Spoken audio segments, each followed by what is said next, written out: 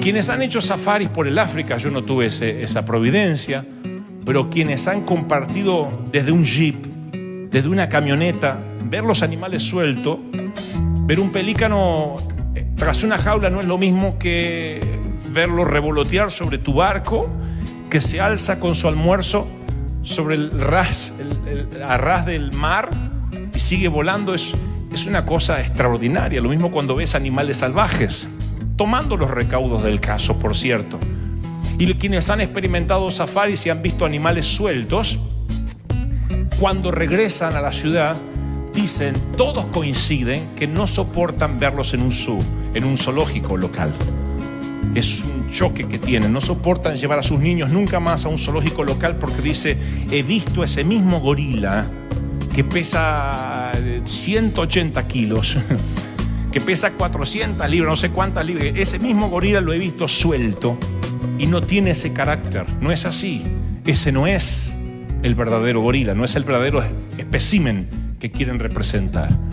Y llegaron a una conclusión que me llamó la atención y que le dio título a este mensaje.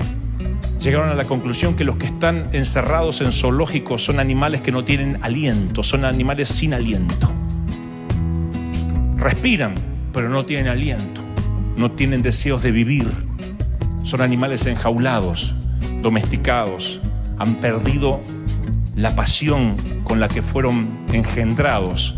Su código genético dice que ese no es su hábitat para vivir ni para morir, pero sin embargo el hombre ha decidido ponerlo entre barrotes para exhibirlos y cobrar los tickets para que la gente y los niños, la gente con sus hijitos o los adultos y niños vayan a verlo y dicen, son animales sin aliento.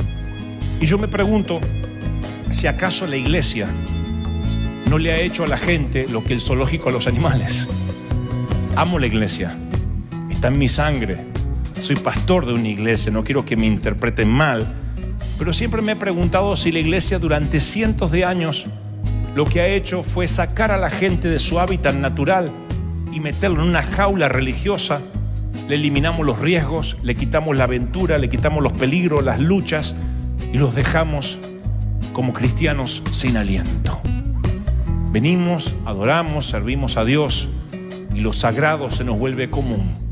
No nos damos cuenta que este podría ser el último día que estamos viviendo o el primero que todavía no fue escrito, pero dejamos que la agenda, que el calendario nos vaya pasando por arriba y estamos como esos monos enjaulados detrás de los barrotes viendo cómo se nos pasan no los meses sino las décadas.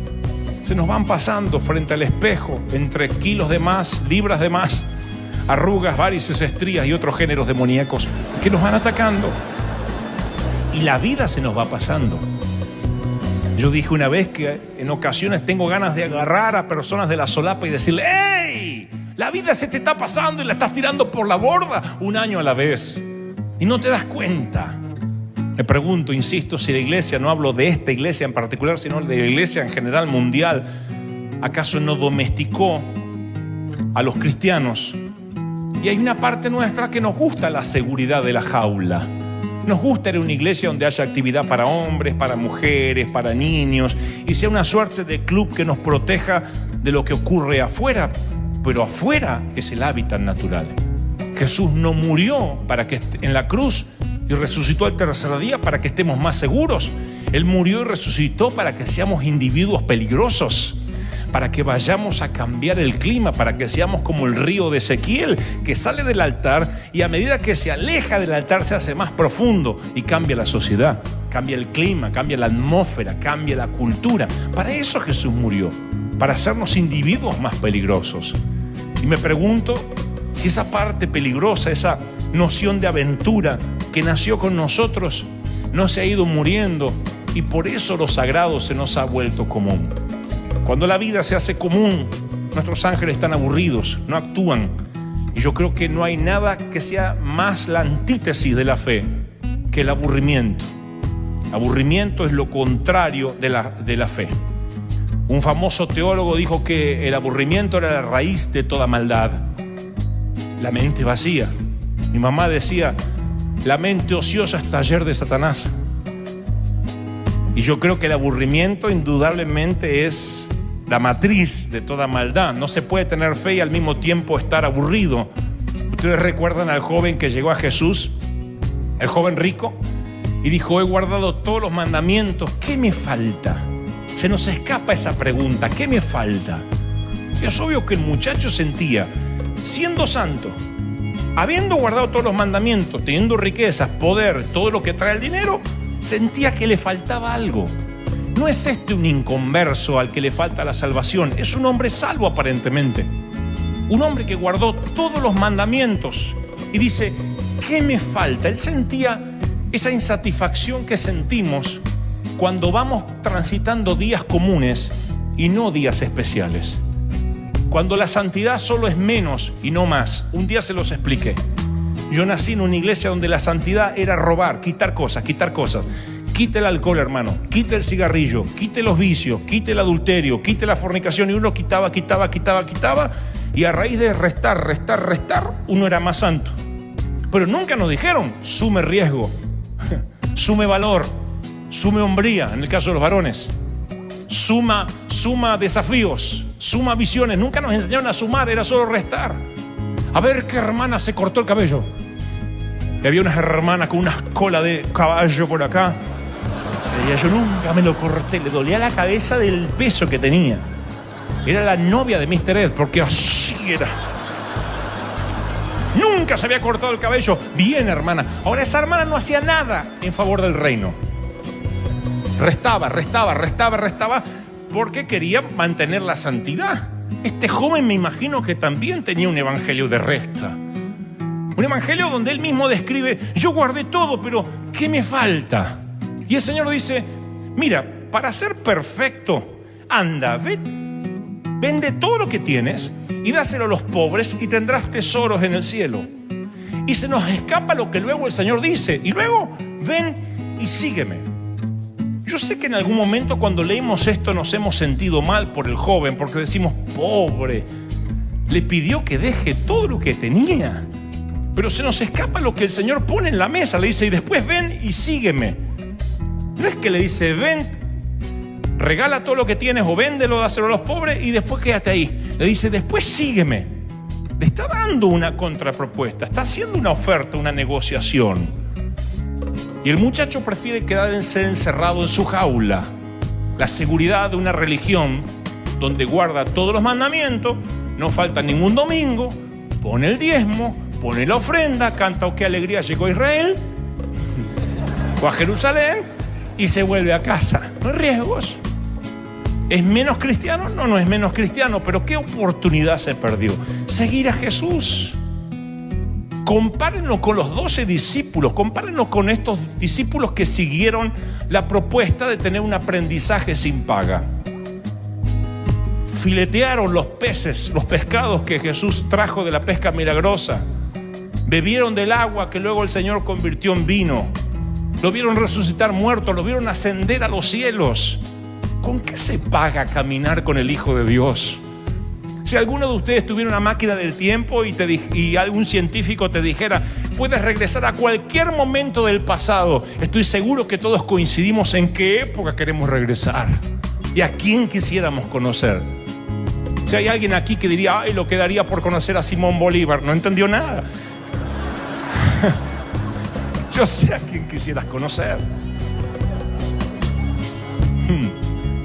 Y este muchacho tiene la propuesta del Hijo de Dios: ven y sígueme, y se la pierde. Y estos otros 12 muchachos que dejaron su jaula, su comodidad, sea barco de pesca, sea un doctorado en medicina, sea una compañía de cobrar impuestos, dejaron lo que tenía. La Biblia narra que estos muchachos, el Señor los mandó y los comisionó a las 4 esquinas del mundo conocido. Un historiador de la época, Eusebio, escribió que Pedro viajó por mar hasta Italia, Juan fue a Asia Menor, Jacobo llegó hasta España y hasta Tomás llegó hasta la India. Aún Tomás, el que le costaba creer que el Señor había resucitado, terminó predicando en India, según los historiadores. El joven podía haber sido uno de estos muchachos, podía haber sido uno de los 12, podía haber sido el 13º apóstol, no lo sé. pero prefiere la seguridad de la jaula y vivir sus días comunes. Otro gorila tras los barrotes. Otro elefante que no conoce la selva. Otro león transformado en gatito al que los niños le tirarán maníes o basura para comer. Y diremos, ¿viste al león? No, ese es el león, ese no es el león. Eso es un león en cautiverio, un león domesticado, un león que intentan civilizar. ¿Viste la iglesia de Jesucristo? Esa no es la iglesia de Jesucristo. Son cristianos domesticados, civilizados. Los he visto caminando por algunos campus con su vaso de café de Starbucks, escuchando un mensaje sin que nadie los moleste. Un mensaje cortito, por cierto, porque no tienen mucho tiempo para darle al Señor. Son gente, como lo definieron las personas que estuvieron en safaris, a los animales del zoológico, sin aliento. Y tomaré los últimos minutos para explicarte por qué digo sin aliento. Porque es exactamente lo que Satanás le quiere quitar siempre a la iglesia, el aliento. Desde las primeras páginas de la Biblia, a Satanás se lo compara con una serpiente. Siempre traté de investigar qué tipo de serpiente y se me ocurría en primera instancia que podían ser las serpientes venenosas, esas que tienen una carga de veneno tan grande que podrían matar a un ser humano o a varios caballos. Sin embargo, creo que la serpiente, el reptil que más se asemeja a Satanás, es la pitón. No quieren encontrarse con una de esas en el jardín. 180 kilos, 400 libras y pueden medir hasta 6 metros. Pueden comerse tranquilamente cocodrilos, pueden comerse enormes caimanes. No son venenosas, pero lo que hace es enroscarte, asfixiarte hasta que exhales el último suspiro y te quedes sin aliento. Te tritura los huesos de a poco hasta que no puedes respirar. Tritura los huesos. Si logran enroscarse alrededor de un cocodrilo, literalmente lo primero que le quitan es el oxígeno. Cuando queda neutralizado porque ya no puede respirar y obviamente murió porque colapsa el corazón por un infarto, por falta de oxígeno, colapsa su cerebro por falta de oxígeno, entonces luego se dedica a triturar sus huesos. Y hay de los historiadores, pueden verlo los canales de documentales, que han visto a pitones tragarse literalmente una persona. Lo hacen de manera natural, la van tragando de a poco, porque literalmente lo que hacen es quitar el aliento. Por eso cuando la Biblia en las primeras páginas compara a Satanás con una serpiente, me lo imagino como una pitón. Y cuando hablo de lo que es un animal sin aliento detrás de las rejas, no puedo dejar de ver que el autor intelectual de Una iglesia sin aliento es la misma pitón antigua, que deja sin aliento a la iglesia. El enemigo lo que quiere es quitarte el aliento. ¿Cómo te lo quita? No te mata literalmente, pero trata de domesticarte, civilizarte, eliminar los riesgos. ¿Para qué vas a predicar?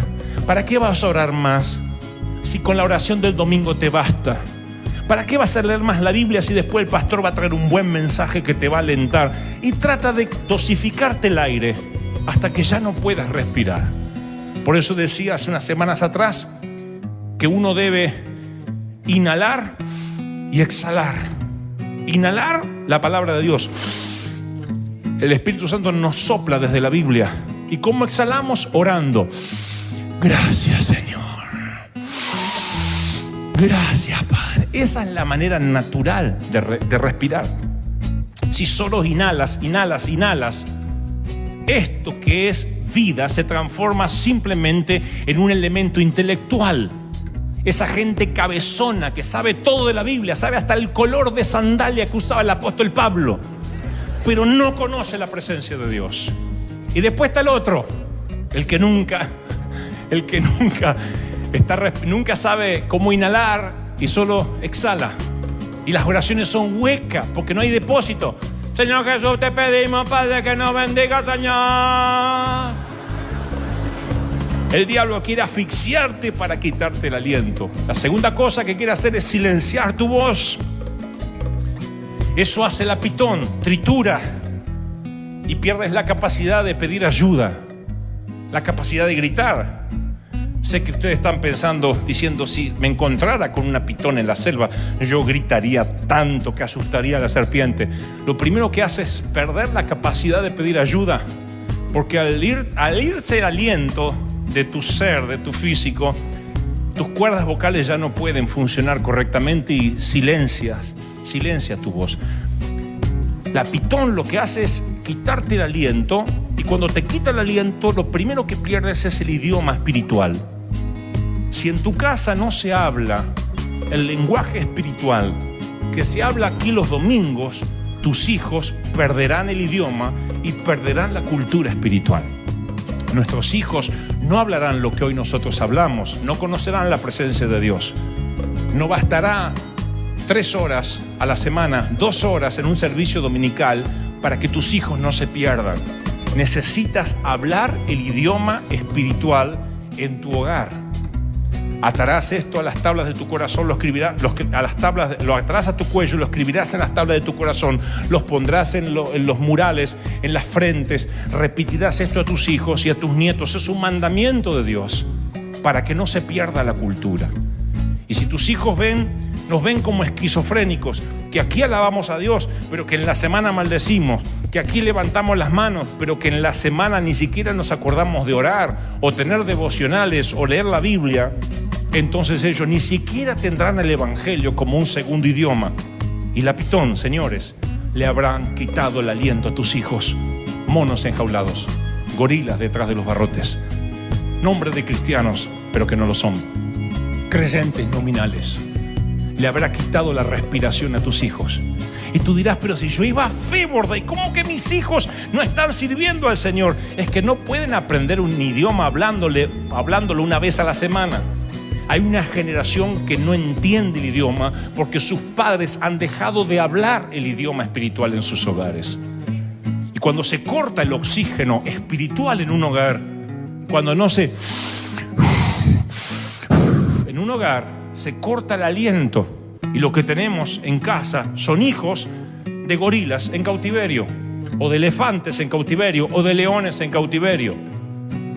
Dicen los que estuvieron en safaris por la selva que si los animales que están en cautiverio son animales sin aliento, literalmente los que nacen en cautiverio ni siquiera merecen llamarse animales salvajes, porque no han tenido nada, no saben lo que es la selva, no saben lo que es el hábitat natural, no saben lo que es ganarse una presa, no saben lo que es salir a cazar. Son animales que si algún día los quieren liberar o quitar de la esclavitud y los llevan a la selva, se mueren, porque si no viene el guardia del zoológico a tirarles un pedazo de carne, no saben cazar y posiblemente sean presas de depredadores, aunque tengan 800 kilos de peso, porque nunca han aprendido a cazar. El joven rico dijo, ¿qué me falta? Aventura te falta. ¿Qué me falta? Dejar de estar viviendo de tu papá y salir a ganarte la vida. Deja todo lo que tienes y me sigues, te propongo aventura. ¿Qué incluye el tour, Señor? Bueno, incluye algunas caminatas sobre el agua, alguna resurrección de muertos, 2 o 3 leprosos limpiados y algo por el estilo. Yo hubiese tomado ese tour de inmediato. El muchacho dice, me vuelvo a mi jaula. Y se volvió. No quiso perderlo. ¿Por qué? ¿Por qué vuelve a su jaula? ¿Por qué vuelve a su jaula? Porque no se da cuenta que este es el primer día de su vida, porque todavía no transcurrió. Y el último, porque no volverá a transcurrir. No se da cuenta. No sabe que el tiempo se le acaba. Son los que creen que en lugar de los hechos de los apóstoles es la idea de los apóstoles, los congregantes de los apóstoles. Las teologías de los apóstoles son los hechos. Dios nos está hablando desde que nos vino el segundo manto apostólico a que edifiquemos sobre los hechos. Hay que hacer, hay que predicar, a salir estratégicamente y decir, yo tengo que hacer que la vida valga la pena, que si yo estoy respirando tengo un sentido. David está intentando llevar el arca a Jerusalén. ¿Conocen la historia?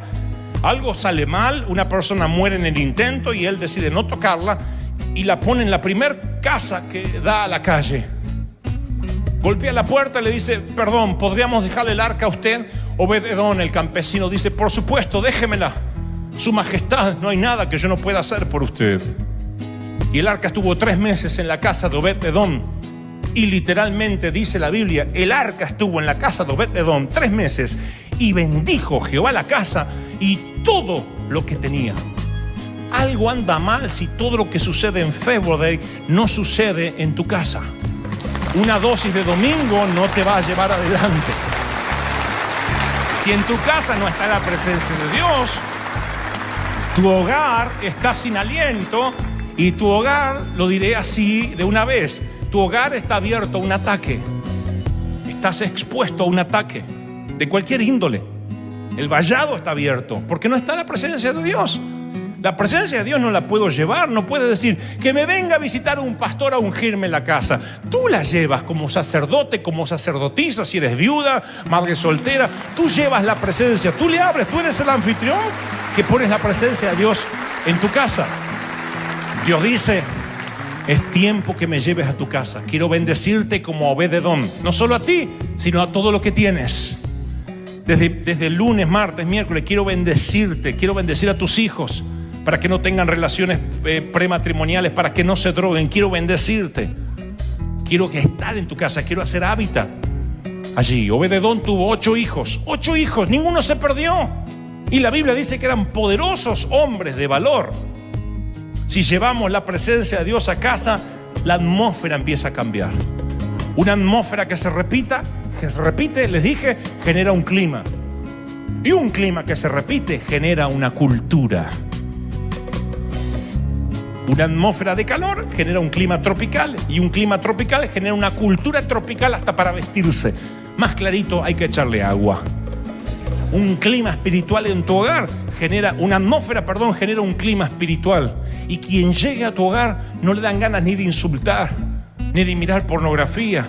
No se atreve a hacer algo malo, porque aunque esté en la intimidad, en un lugar oculto donde se apaga la luz de la habitación, sabe que Dios lo está mirando porque está en territorio santo. Dios le dijo a Moisés, esta es tierra santa, quítate las sandalias. Y les dije el domingo pasado, ni siquiera era la tierra prometida. Pero uno de los nombres hebraicos para llamar a Dios es el lugar. Donde Él se presenta, ese lugar es santo. ¿Qué hace falta para que tu hogar sea santo? Que Él se presente y que Él se pare. ¿Están conmigo? Dígame amén. ¡Aleluya! Y por último, Él querrá detener tu alabanza. Te asfixia, te cierra la boca y quiere detener tu alabanza. Mi pasaje favorito, y se los quiero regalar, mi episodio favorito respecto a la adoración, está en el libro de Zacarías 14:17. Zacarías 14:17 es asombroso porque es como un disparador de lo que está ocurriendo aquí en Favor Day. Zacarías 14:17 literalmente dice lo siguiente: y acontecerá a los de la familia de la tierra que no subieren a Jerusalén para adorar al rey, no vendrá sobre ellos lluvia. Las familias que no suban a Jerusalén para adorar a Dios, no vendrá sobre ellos lluvia. Esto es tan sencillo como que lo entienda un niño. Sin adoración no hay lluvia.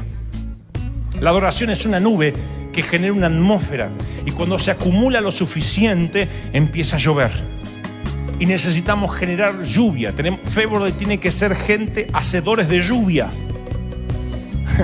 Los brujos, los indígenas, los nativos tenían un brujo que hacía para ver si podía descender la lluvia. Llamemos al hacedor de lluvia. Y a veces tenía razón, porque a veces justo estaba por llover y tenía razón. Ahora Dios dice, los verdaderos hacedores de lluvia están en mi iglesia. Porque cuando suban a adorar, se genera una atmósfera, se acumula hasta que empieza a llover. Nuestra familia, vecindarios, tu hogar necesita estar mojada bajo la lluvia. Si me invitaras hoy a almorzar a tu casa, dicho sea de paso, hace mucho que nadie me invita a almorzar, pero si me invitaran a almorzar a tu casa, yo tendría que entrar y decir, ¡wow! Es la misma presencia de Dios de Favor Day. Lo mismo que se sentía en el Hilton. ¿Por qué? Porque está la misma atmósfera, el mismo clima y hay lluvia. Usted dice, ¿qué tiene que ver la lluvia con los gorilas tras los barrotes? La Biblia dice, todo lo que respira, ¿qué? Alabe a Jehová. ¿A dónde va a ir Satanás a atacar? A la respiración, al aliento. ¿Para qué? Para que no alabes. Y si no alabas, no hay nubes. Si no hay nubes, no hay lluvia. Acabamos de desnudar a Satanás otra vez.